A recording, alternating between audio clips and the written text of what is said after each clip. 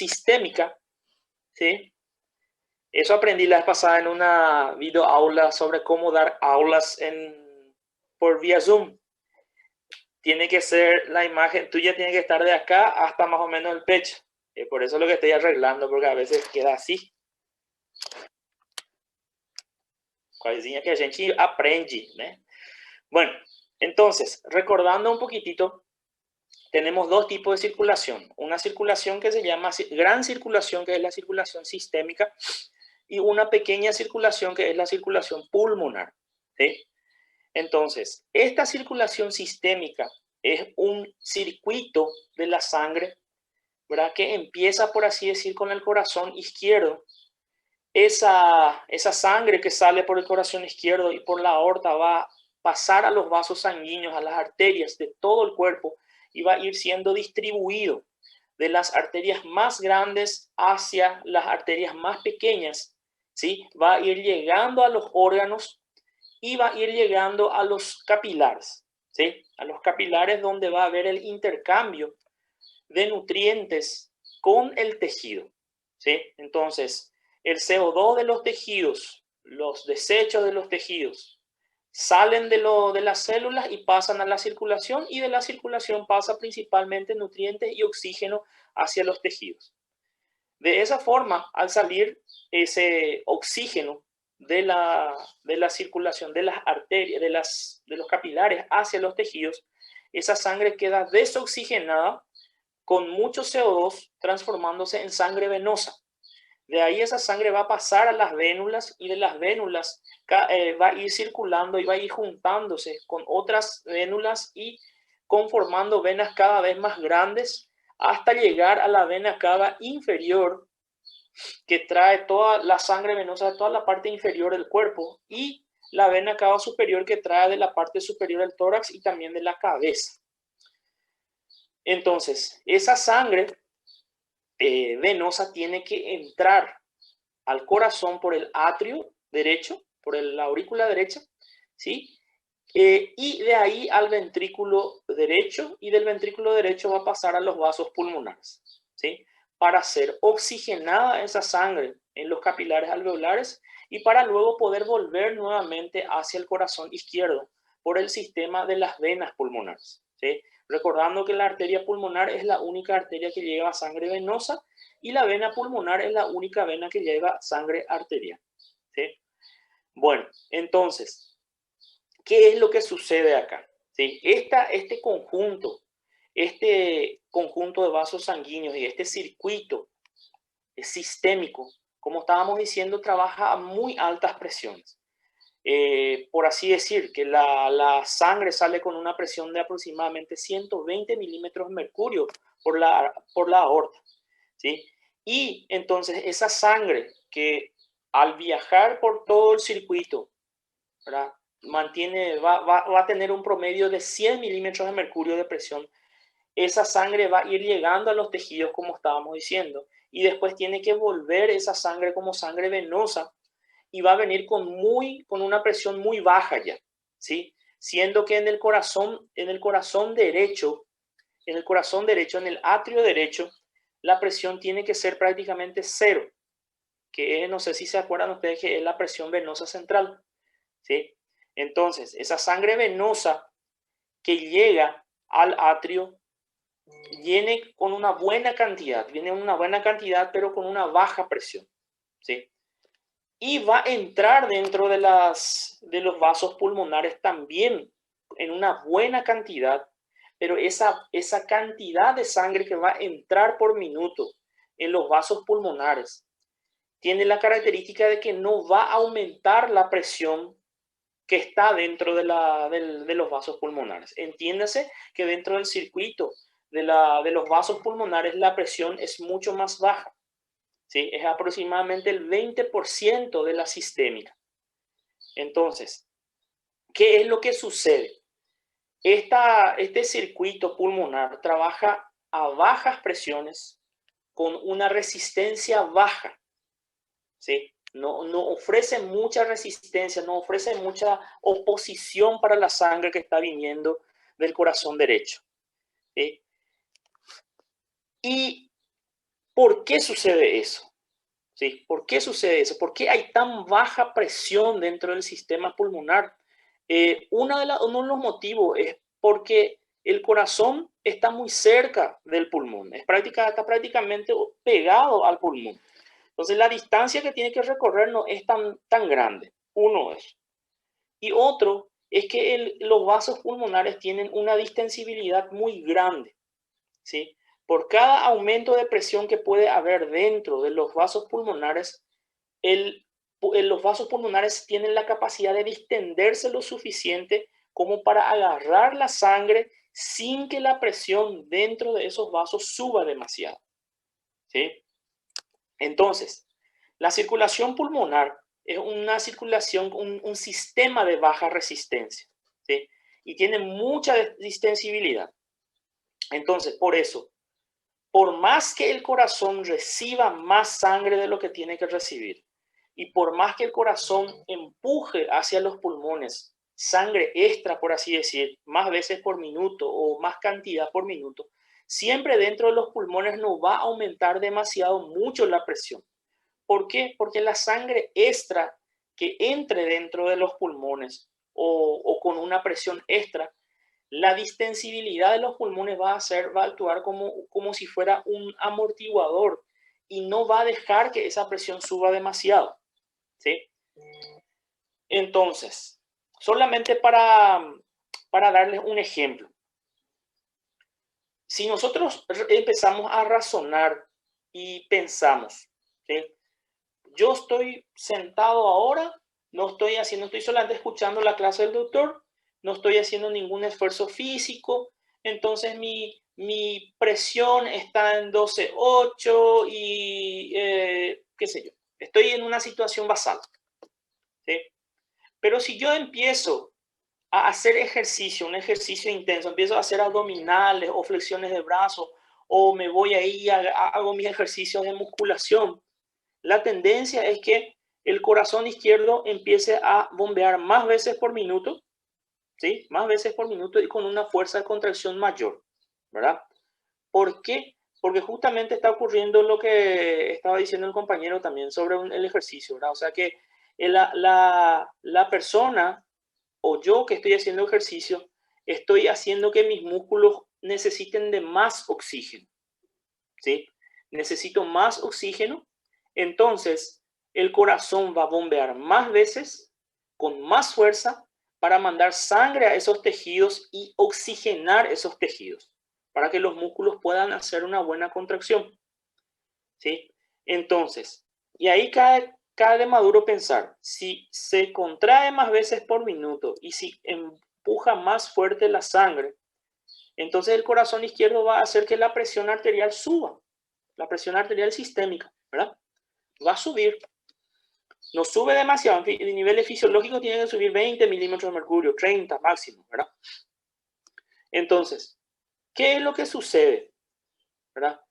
Teóricamente, el exceso o la cantidad mayor de sangre que está siendo bombeada por el corazón izquierdo también tiene que repercutir en el corazón derecho, ¿verdad? Si él está empujando más veces por minuto, entonces el corazón derecho también tiene que recibir más veces por minuto y con más fuerza de contracción teóricamente, ¿verdad? Entonces, si el corazón derecho recibe más veces por minuto la sangre, mucho más sangre de lo habitual, entonces lo lógico es que yo piense que si hay más sangre llegando al corazón derecho, también más sangre va a llevar a los pulmones. Y efectivamente sucede eso, ¿sí? Sucede eso. En el ejercicio, el corazón derecho empuja más veces por minuto la sangre a los pulmones y dentro de los pulmones, aquella parte de los pulmones donde no había prácticamente vasos sanguíneos abiertos totalmente o que estaban semiabiertos, que es la parte superior, se van a abrir con el ejercicio, justamente para recibir esa sangre extra que está viniendo del corazón derecho, ¿sí? Y para evitar que la presión suba demasiado dentro de los vasos pulmonares, ¿sí? Entonces, ¿se acuerdan ustedes que en la parte superior de los pulmones, campo superior, habían muchos capilares también alveolares, hay muchos vasos? Solamente que en estado de reposo, esos vasos están prácticamente cerrados, no reciben demasiada sangre. Solamente reciben cuando yo empiezo a hacer un ejercicio, una actividad física que requiera que yo consuma más oxígeno. Entonces, en ese caso, hay más sangre llegando al corazón derecho, ¿sí? Y el corazón derecho manda más sangre a los pulmones y ese exceso de sangre es lo que va a llenar la parte superior de mis pulmones para oxigenar más. Y además de eso, la apertura de esos vasos sanguíneos que estaban prácticamente cerrados va a evitar que la presión aumente dentro de mis pulmones. No sé si me explico.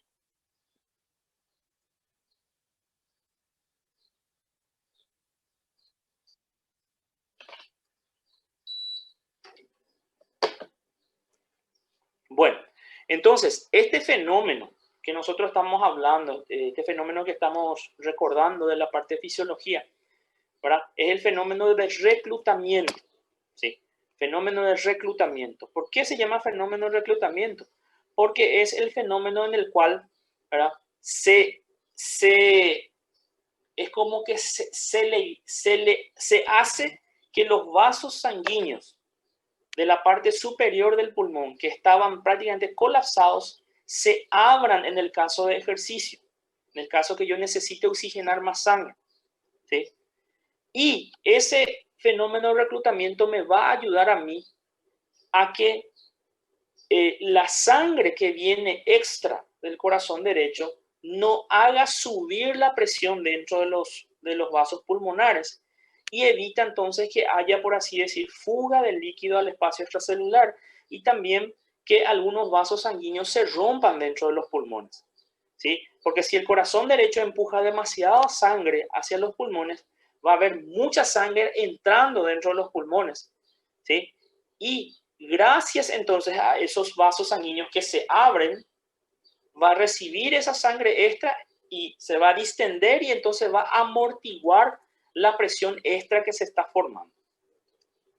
Prof, em outras palavras, é vasodilatação para conseguir diminuir a pressão arterial ou venosa. Es un tipo de vasodilatación, pero este realmente es ¿cómo se llama? El mecanismo de distensibilidad vasculares. Se refiere a que los vasos pulmonares son más distensibles que los vasos arteriales sistémicos.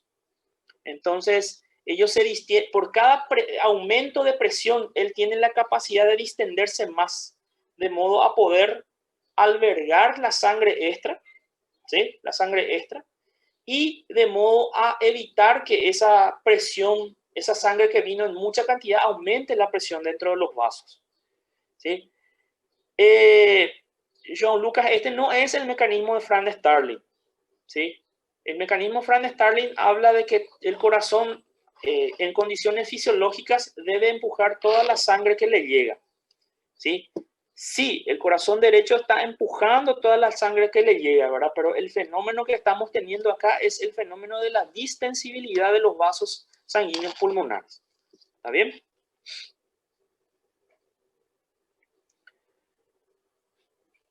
Sobrecarga del ventrículo derecho en líneas fisiológicas puede ser una sobrecarga, ¿verdad? Una sobrecarga normal, por así decir. No es una sobrecarga patológica en el caso del ejercicio. El corazón derecho está recibiendo nomás toda la sangre que fue utilizada en el ejercicio y está empujando nuevamente hacia arriba, hacia los pulmones para que pueda ser oxigenada nuevamente y pueda ser tirada nuevamente a la circulación.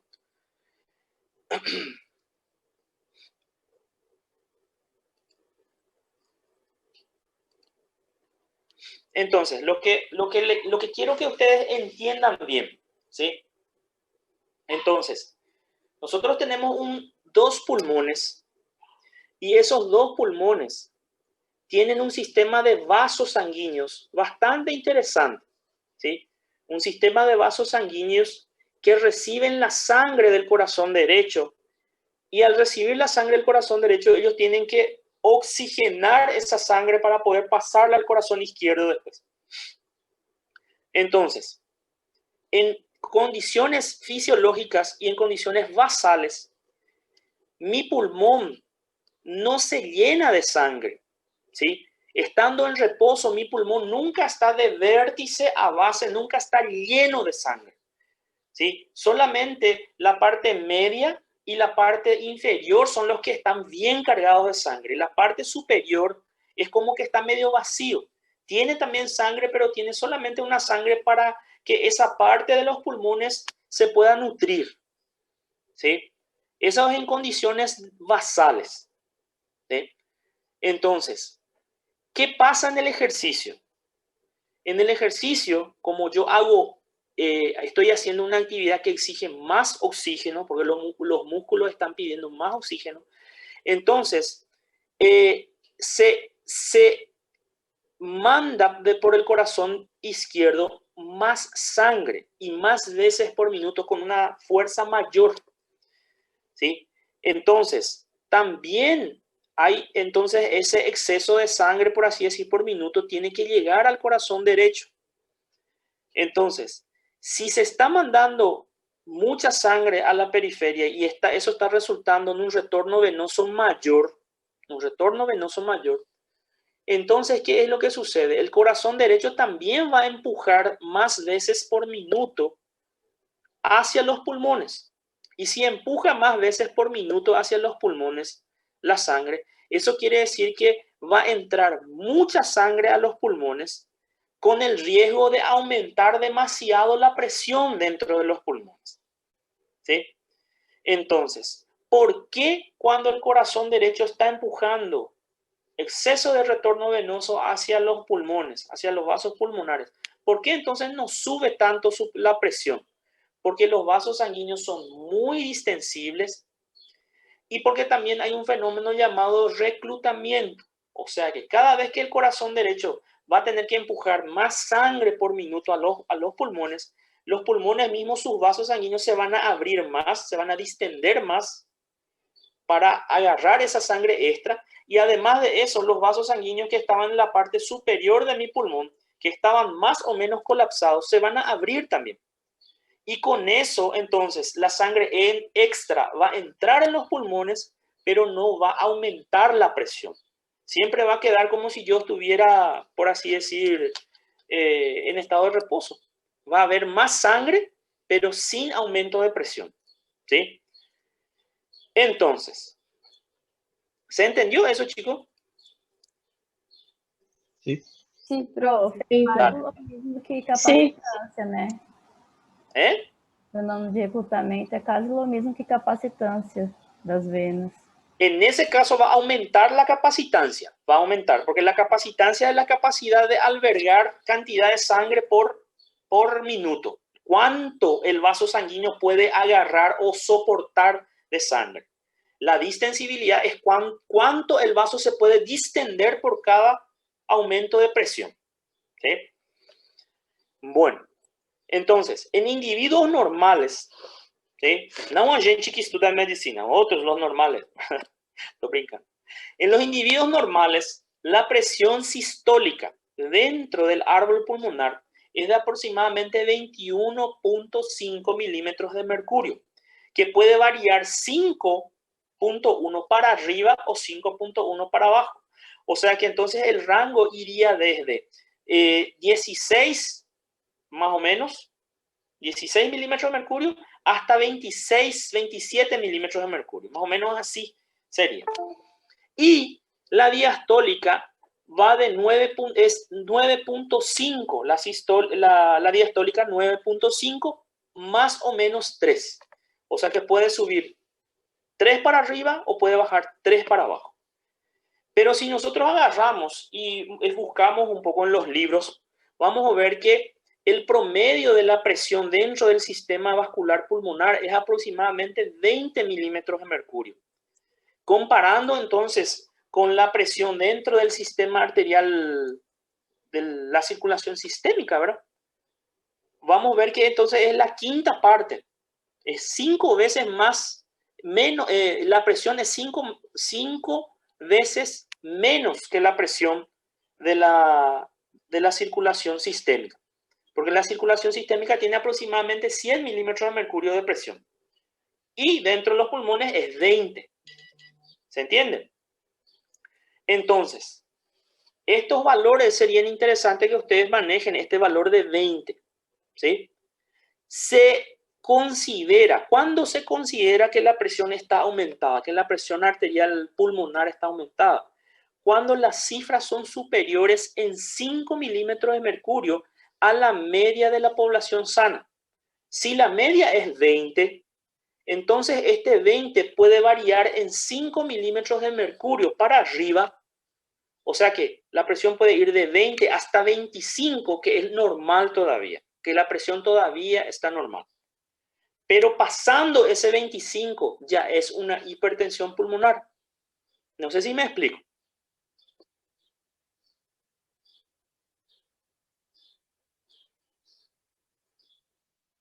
Sí, sí, profe. Ok. Entonces, tenemos que distinguir dos tipos de hipertensión pulmonar. La primera es la hipertensión pulmonar primaria. ¿Sí? Cuando estamos hablando de enfermedades primarias, son las enfermedades que empiezan o se manifiestan en el órgano que teóricamente no tendrían una causa secundaria. O sea que en este caso, la hipertensión arterial pulmonar primaria es una enfermedad rara y se caracteriza ¿por qué? Por un incremento de la presión dentro de la arteria pulmonar, aumento de las resistencias vasculares pulmonares, pero sin una causa manifiesta. O sea que aumenta la presión, pero no sabemos el por qué. Sería idiopático más o menos. ¿Sí?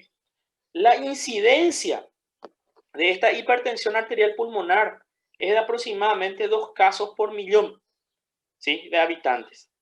Y las mujeres ganan 2-1 a los varones. O sea que hay más mujeres con hipertensión arterial pulmonar primaria que varones. 2 mujeres con esto, con hipertensión pulmonar primaria, para un varón, ¿sí? Y la tercera a cuarta década de la vida es cuando más se manifiesta esta enfermedad. ¿Está bien? Entonces, Profe, sí. tem a ver com embaraço?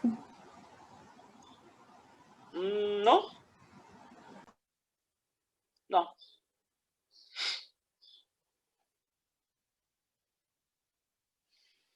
Se habla de que no sé si ustedes se dan cuenta que acá dicen no hay una causa manifiesta. Hay hipótesis que hablan que algunas cosas pueden influir, ¿verdad? Pero al influir algunas patologías o estados fisiológicos sí influyen en la presión pulmonar, ya es secundario, ¿sí? Ya va a ser secundario a ese. Por ejemplo, si la presión pulmonar de una mujer sube por culpa de su embarazo, entonces es una hipertensión pulmonar debido secundario a un embarazo. Acá estamos hablando del primario, ¿sí? Que no tiene causa manifiesta, que no se sabe por qué. ¿Está?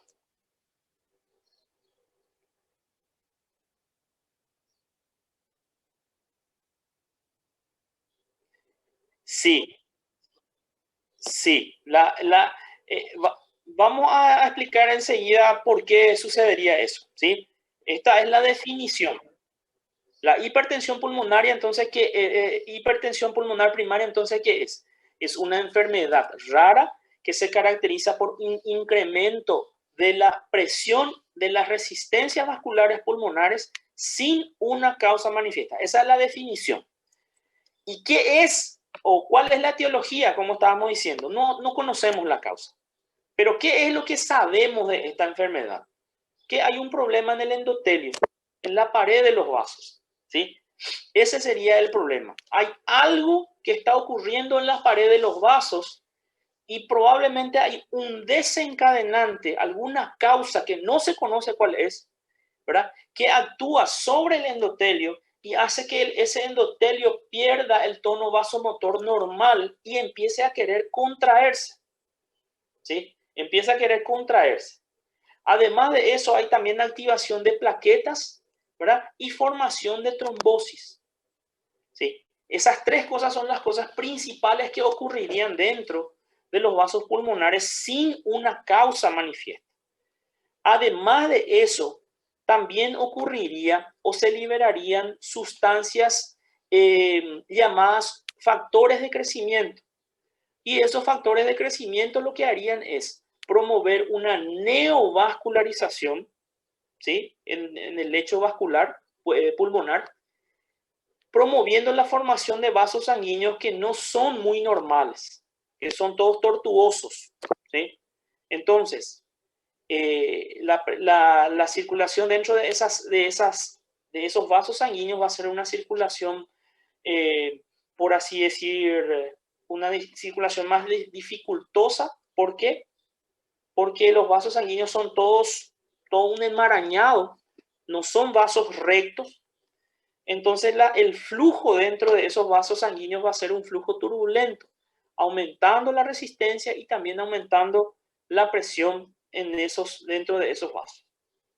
Entonces, recordar, la hipertensión arterial pulmonar primaria no tiene una causa bien conocida, ¿sí? Lo que se sabe es que algún desencadenante que no sabemos cuál es, va a actuar sobre el endotelio vascular de los vasos pulmonares. ¿Y qué es lo que va a hacer ese desencadenante? Va a hacer que los vasos sanguíneos quieran contraerse. Además de eso, también al mismo tiempo se liberan factores plaquetarios y también se formarían trombosis. Y con esas tres cosas podemos sumarle también neovascularización por la liberación de factores de crecimiento y citocinas que van a hacer que nazcan o aparezcan nuevos vasos sanguíneos que también van a ayudar a aumentar más todavía la presión dentro de los vasos pulmonares. ¿Se entiende? Sim, prof, mas a neovascularização não seria um mecanismo de compensação do corpo para ajudar a diminuir a pressão? No entendí, salió entrecortado. A neovascularização de hoje, eles não seria um mecanismo de compensação do corpo para tentar diminuir a pressão, enviando sangue por outros caminhos? Sí, esa sería es como querer otra vez formar vasos sanguíneos, formar nuevos vasos sanguíneos para que esos vasos sanguíneos agarren la sangre extra, ¿verdad? Pero en este caso no hay sangre extra. ¿Entendés? No hay sangre extra. Es como que el pulmón, vos estás ahora sentadita, ¿sí? No estás haciendo ningún ejercicio, no hay ninguna sangre extra viniendo del corazón derecho, pero empieza a aumentar la presión dentro de tu árbol pulmonar, espontáneamente, ¿sí? Por alguna razón, los vasos sanguíneos empiezan a cerrarse, se liberan factores plaquetarios, se forman trombosis, neovascularización, y todo eso hace que aumente más la presión dentro de tu pulmón, ¿sí? Estos neovasos no van a ser un mecanismo de compensación para agarrar la sangre extra, porque no hay sangre extra. No sé si me explico. Prof. Sí, entendí.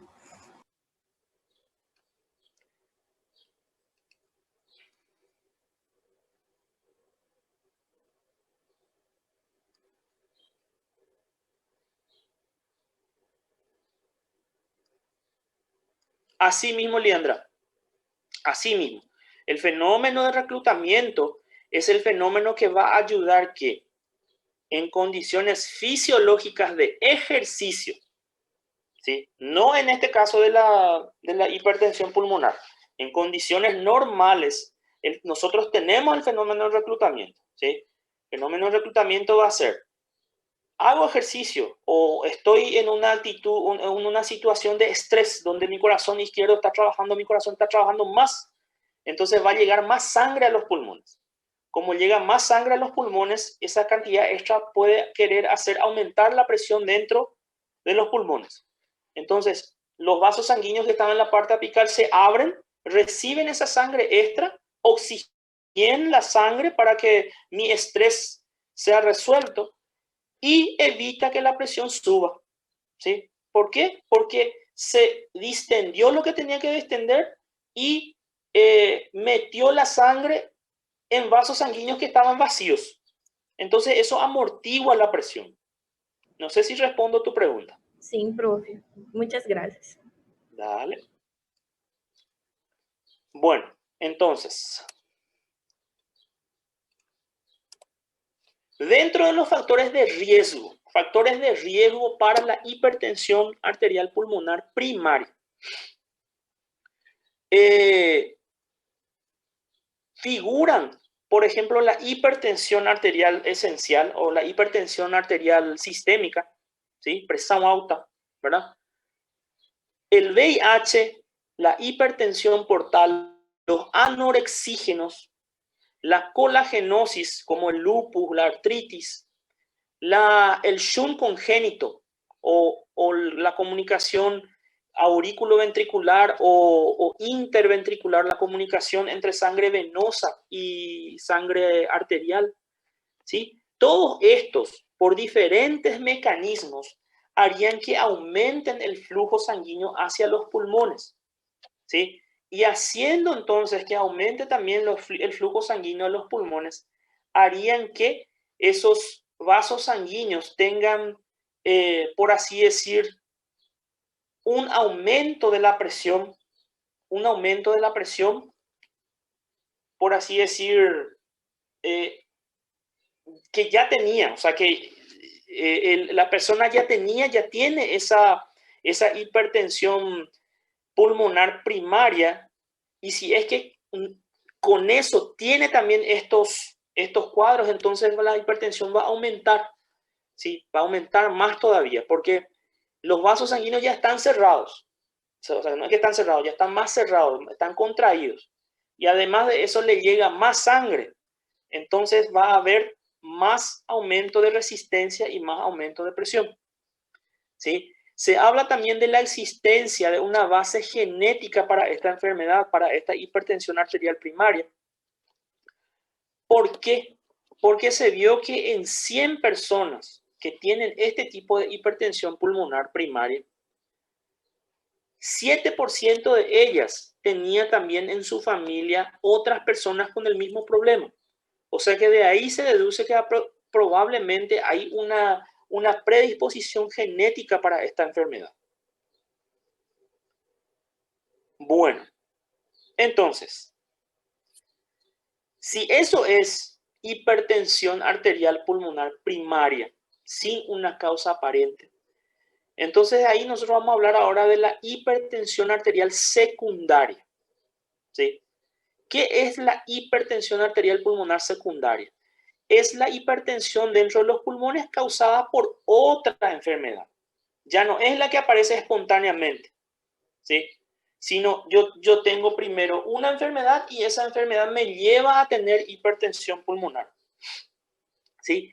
Y los factores fisiopatológicos causales de hipertensión arterial pulmonar secundaria serían la disminución de la superficie vascular pulmonar o de su distensibilidad.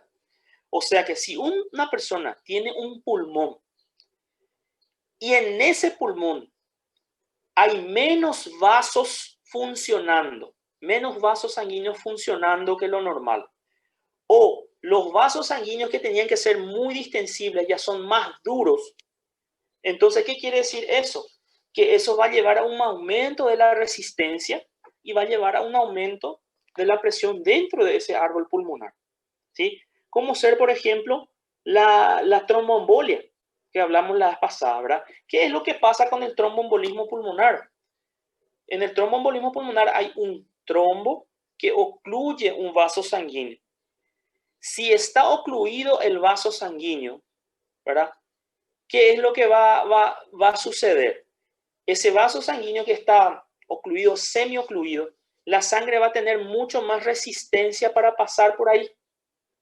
Entonces, al aumentar la resistencia, aumenta la presión, ¿sí? También las personas que tienen enfisema panlobulillar, o sea que el famoso enfisema es la pérdida del parénquima pulmonar, ¿sí?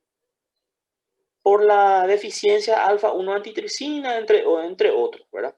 Entonces, si el pulmón, que tenía que tener millones de alveolos, empieza a perder alveolos. Y al perder alveolos también pierde vasos sanguíneos. Entonces, la sangre que llega al corazón derecho tiene menos lugar donde entrar.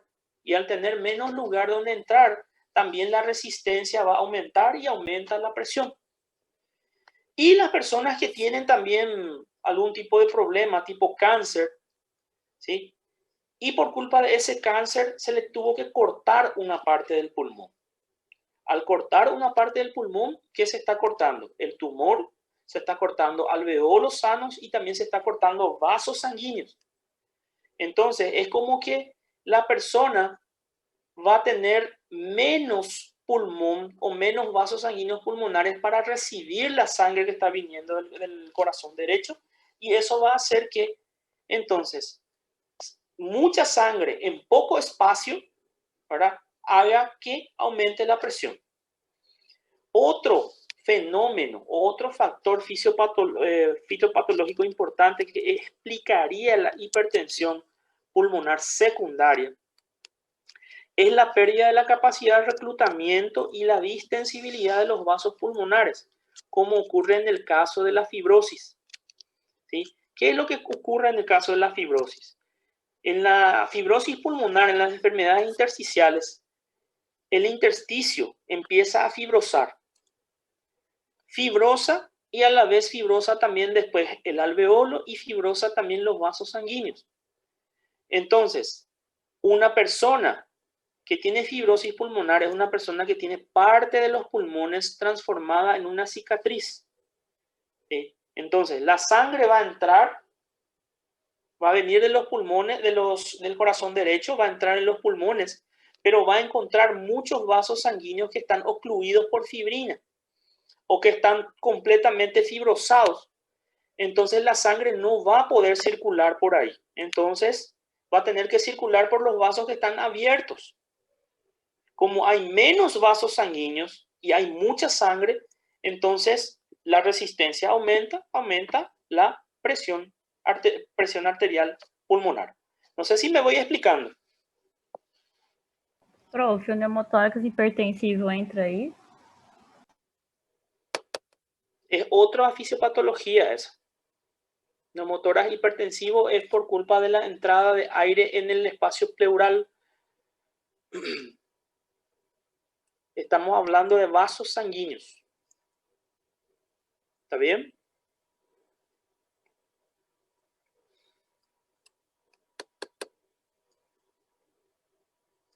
Chicos. Sim, profe, tudo bem. Olá, prof, sim, tranquilo. Bueno. Otro mecanismo por el cual va a aumentar también la presión dentro de los vasos sanguíneos por culpa de otra enfermedad sería la vasoconstricción arteriolar pulmonar, cuyos desencadenantes son todas las circunstancias que determinan el deterioro del intercambio de gases o el fenómeno de vasoconstricción hipóxica. Imaginémonos nomás una sustancia química como un gas, ¿verdad?, que es inhalado por la persona y ese gas hace que el intercambio de gases entre el alveolo y el vaso sanguíneo no ocurra. ¿Sí? Acá hay aire llegando, pero este vaso sanguíneo no consigue agarrar el oxígeno. ¿Sí? No consigue agarrar el oxígeno. Entonces, ¿qué va a pasar con ese vaso sanguíneo que no consigue agarrar el oxígeno de los alveolos? Va a colapsar. ¿Sí? Va a haber una vasoconstricción hipóxica. O sea que por culpa de la hipoxemia dentro de ese vaso sanguíneo va a querer cerrarse. ¿Sí? Y si se cierran esos vasos sanguíneos, entonces hay también un aumento de la resistencia y hay aumento de la presión dentro de los pulmones. Aumento de la presión venosa pulmonar, o sea, por fallo del ventrículo izquierdo, en el caso de una estenosis mitral, por ejemplo. O sea que imagínense un poco la sangre del corazón, la sangre saliendo del pulmón y yendo al corazón izquierdo. ¿Sí? Llega al corazón izquierdo y quiere pasar hacia los ventrículos, hacia el ventrículo izquierdo, pero la válvula mitral está mucho más chico de lo que debería ser. Entonces esa enxurrada de sangre que viene encuentra un orificio bien chiquitito, entonces no puede pasar, pasa solamente pequeña cantidad. Entonces retrógradamente hay un acúmulo de sangre hacia los pulmones. Entonces si hay un acúmulo de sangre, un reflujo, ¿no? Reflujo, y Seria acúmulo um eso. engurgitamento, prof? No llega a ser ingurgitación porque ingurgitación es volver. Es solo no puede pasar. Pasa, pero pasa muy poco. Entonces queda más o menos acumulado en el atrio y en el pulmón. Queda más acumulado, más sangre.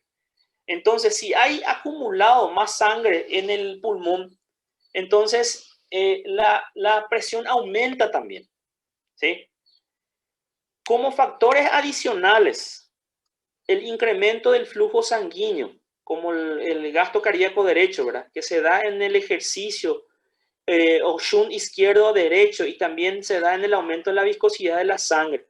O sea que si la persona recibe más líquido, por ejemplo, qué sé yo, estaba recibiendo suero, y sin querer alguien vino y abrió todo el suero y la sangre se fue todito adentro de la persona.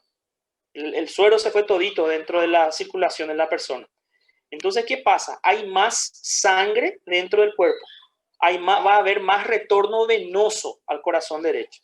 Eso va a sobrecargar el corazón derecho y puede sobrecargar también la arteria pulmonar. Pero teóricamente la arteria pulmonar, como es bien distensible, no tiene que variar demasiado la presión. ¿Sí? El shunt de izquierda a derecha, ¿sí? O el shunt arteriovenoso también es un caso que puede ayudar a aumentar la presión dentro del corazón derecho y dentro de los vasos pulmonares. ¿Por qué? Porque imagínense nomás ustedes un tabique que está agujereado y que comunica la parte venosa con la parte arterial. Entonces, cuando viene la sangre al corazón derecho para pasar al pulmón para ser oxigenada, parte de esa sangre venosa va a pasar y se va a mezclar con esa sangre que ya está viniendo de los pulmones. ¿Sí? Esa sangre arterial que ya está viniendo. Y por ese mismo agujero, esa sangre que está viniendo va a pasar también hacia la parte derecha. ¿Cómo? Para Kézia, depois assim. Miga, seu microfone. Desliguei. Entonces, el shunt arteriovenoso es como una mezcla entre sangre venosa y sangre arterial. Y eso normalmente ocurre en el corazón por alguna malformación. ¿Está bien? Anatomía patológica. ¿Qué es lo que sucede? ¿Qué es lo que sucede en una persona o en una persona que tiene, en los vasos de la persona que tiene una hipertensión pulmonar? Se caracteriza por la disminución del número de arteriolas pulmonares con empobrecimiento de la red vascular, ¿sí? El problema se va a localizar en las arteriolas con diámetros de 40 a 500 nanómetros, que van a presentar gran hipertrofia de la media, con franco desarrollo de haces circulares del músculo liso, fibrosis en la íntima e incluso arteritis. O sea, ¿qué es lo que pasa? Cualquiera sea la causa de la hipertensión, va a hacer que esa hipertensión repercuta sobre los vasos pequeños, haciendo que esos vasos pequeños también aumenten su pared. ¿Por qué? Porque tienen que soportar presiones altas. Entonces, hay hipertrofia de la media, franco desarrollo de haces circulares del músculo liso, fibrosis de la íntima e incluso una arteritis con necrosis en los casos más graves.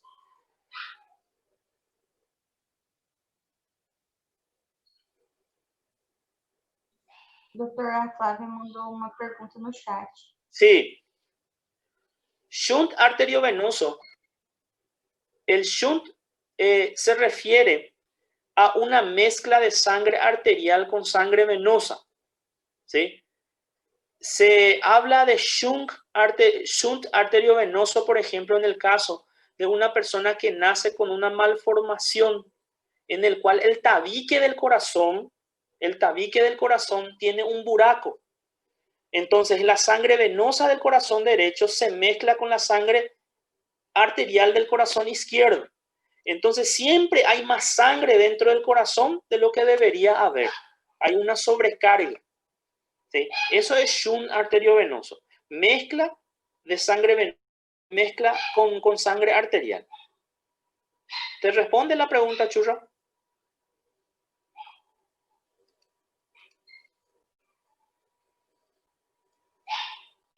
No. La fístula es, el shunt es el hecho de que la sangre venosa se mezcle con la sangre arterial. ¿Sí? Y la causa de ese shunt, por ejemplo, puede ser una fístula arteriovenosa o un agujero entre el atrio derecho e izquierdo o un agujero entre el ventrículo derecho y el izquierdo. ¿Sí? Bruna de Lima dice, generalmente cuando agujero oval no fechó una crianza y ahí se mistura. Sí, señorita. Sí, cualquier daño, por así decir, anatómico congénito o malformación, ¿verdad? Tipo cardíaca, ¿verdad? Que lleve a que dos compartimentos puedan, por así decir, estar en contacto, puede producir ese shunt arteriovenoso. Cuando decimos shunt es cuando se está mezclando sangre venosa con sangre arterial y puede ser causada por una malformación cardíaca o una fístula o un agujero oval que no se cerró o lo que sea. Pero decir shunt es el hecho de que la sangre venosa se mezcla con la sangre arterial. Ese es shunt. ¿Está bien? ¿Se entendió? Beleza, entonces. Había otra pregunta.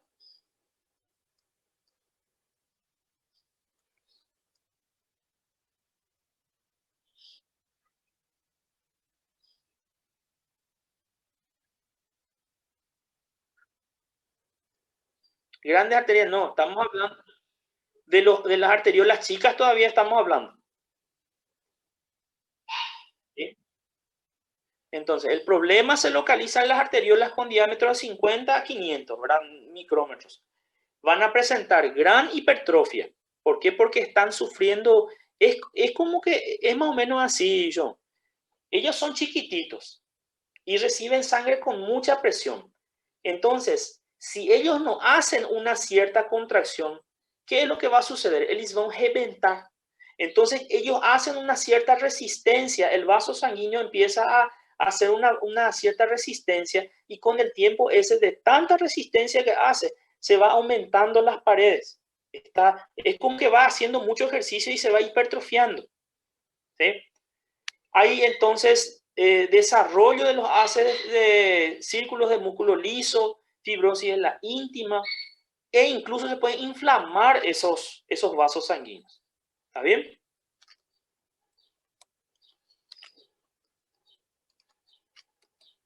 En los vasos de mayor calibre, ¿qué es lo que va a suceder en los vasos de mayor calibre?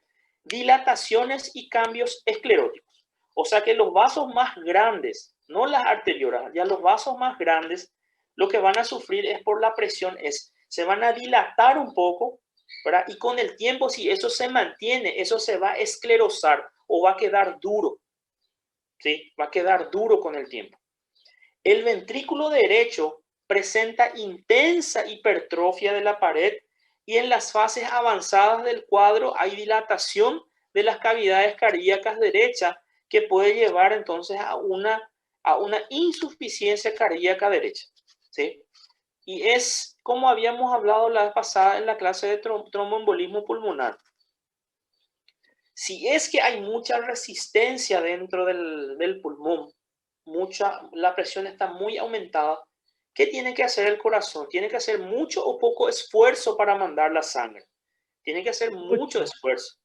Entonces, si hace mucho esfuerzo, si eso es continuado, se mantiene en el tiempo, con el tiempo también ese corazón va a ser como que va haciendo ejercicio y se va a ir hipertrofiando. Pero después pasa mucho tiempo y el corazón se va a cansar y va a empezar a perder los haces la contracción de los haces y va a empezar a dilatarse. Y al dilatarse, entonces ahí ya tenemos una insuficiencia cardíaca derecha. ¿Está bien? El cuadro clínico. La presentación frecuente es en forma de astenia, ¿sí? O decaimiento del estado general, una disnea de esfuerzo progresivo, o sea que cada vez voy haciendo cosas que antes no me cansaban y ahora ya me cansan, ¿sí? Episodios incluso de desmayos con el ejercicio, y todo eso debido al gasto cardíaco bajo. Las molestias inespecíficas torácicas también pueden existir y dolores tipo infarto. En estadios avanzados puede haber disfonía por compresión vascular del nervio recurrente izquierdo, ¿sí? Los vasos sanguíneos están tan, por así decir, hipertrofiados, están tan cargados por fuera, ¿verdad? Que eso va a comprimir el nervio recurrente. Es frecuente la palpación del latido de la arteria pulmonar que no debería ser palpado. Sí se va a poder palpar, pero vos tocas así y vas a sentir que parece que está golpeando el pecho. Y el latido cardíaco ampliado y desplazado hacia la zona subsifoidea. O sea que el choque de punta que tenía que ser del corazón parece que está un poco desplazado hacia la región por debajo del apéndice sifoides. Puede haber muerte súbita o desarrollo de un cor pulmonale grave, ¿sí? Y habíamos hablado de que el cor pulmonale es el corazón que sufre por culpa de un pulmón enfermo, ¿verdad? En este caso, como el pulmón está con una presión muy alta, el pobre del corazón derecho es el que va a sufrir con eso. Va a tener que hacer más esfuerzo, ¿verdad? Y puede llegar a que la presión sea tan alta dentro de los vasos pulmonares que el corazón no puede empujar la sangre y entonces el corazón prácticamente va parando. El pronóstico de esta enfermedad es letal, ¿sí? El promedio de vida desde que aparecen los primeros síntomas serían de 5 años, pero pueden llegar a 20 años si es que el paciente se trata, ¿verdad? Se cuida y hace un tratamiento regular y el tratamiento es eficiente, ¿verdad? Las exploraciones complementarias que se van a hacer en este caso son la radiografía de tórax, ¿sí? Con aumento del tronco de las arterias pulmonares y los campos pulmonares limpios. O sea que en los campos pulmonares nosotros no vamos a ver todo blanco así como se ve en la neumonía. Lo que puede ser que se vea es un tronco de la arteria marcado, cosa que tampoco no se tiene que ver mucho normalmente. Pero si hay hipertensión arterial pulmonar, entonces el tronco puede estar un poco más radiografía. En la gasometría vamos a tener una discreta hipoxemia con hipocamia, ¿verdad? Disminución del oxígeno en sangre y disminución del CO2 también. El electrocardiograma y el ecocardio va a mostrar una hipertrofia y sobrecarga del ventrículo derecho, ¿sí? El corazón derecho trabajando mucho más de lo que tenía que trabajar. Si usamos el catéter de Swan-Ganz, ¿verdad? Que ya es un método un poco ya ultrapasado para medir la presión de enclavamiento, la presión en la aurícula derecha, vamos a ver que las presiones están aumentadas dentro de esos vasos, ¿sí? Lo que se utiliza más ahora en estos días es la ecocardio, que no hace falta meter ningún cable, ningún catéter adentro para ya hacer un buen diagnóstico, sino que solamente con el ultrasonido vos podés identificar si hay o no algún daño, algún aumento de la presión dentro de la arteria pulmonar. Se tienen que hacer también diagnósticos diferenciales con microembolias recidivantes, hipertensión pulmonar secundaria, la administración de algún tipo de fármaco, porque algunos fármacos pueden dar, dependiendo de la sensibilidad de la persona, un aumento de la presión dentro de las arterias y determinadas sustancias, ¿verdad? Y ahí acabó. No sé si tienen alguna... Sí. Desses exames, a princípio, a gente pediria raio-x de suspeitar? Normalmente, cuando viene una persona a consultar porque los síntomas de este cuadro son astenia, dificultad para respirar, ¿verdad? Decaimiento. Entonces, ¿qué es lo que vos siempre pensás? Puede ser un cuadro pulmonar. Entonces, ¿qué es lo que vos haces? Primerito le haces el chequeo, aquella rutina laboratorial, hemograma, PCR, eritroglicemia, urea, creatinina, todo. Y además de eso, ya le pedís una radiografía de tórax para ver si encontrás algo, ¿sí? Entonces, normalmente en la radiografía de tórax, este cuadro no va a demostrar muchas cosas, ¿sí? No va a haber muchas cosas. Entonces, lo que va a ayudar realmente a hacer el diagnóstico es la ecografía, ¿sí? La ecografía de los vasos pulmonares, del corazón y de los vasos pulmonares, el ecocardio, ¿verdad? Y también incluso una tomografía para ver cómo están los vasos sanguíneos. No sé si respondí. Sí, profe, gracias. ¿Alguna otra pregunta? No, profe, tranquilo. Bueno. Entonces vamos a hacer nuestro trabajito. ¿Está bien? Não tem intervalo hoje, prof, para pegar água? No, y yo le voy a pasar la tarea. E enquanto vocês vão fazendo, vocês podem ir trazendo água,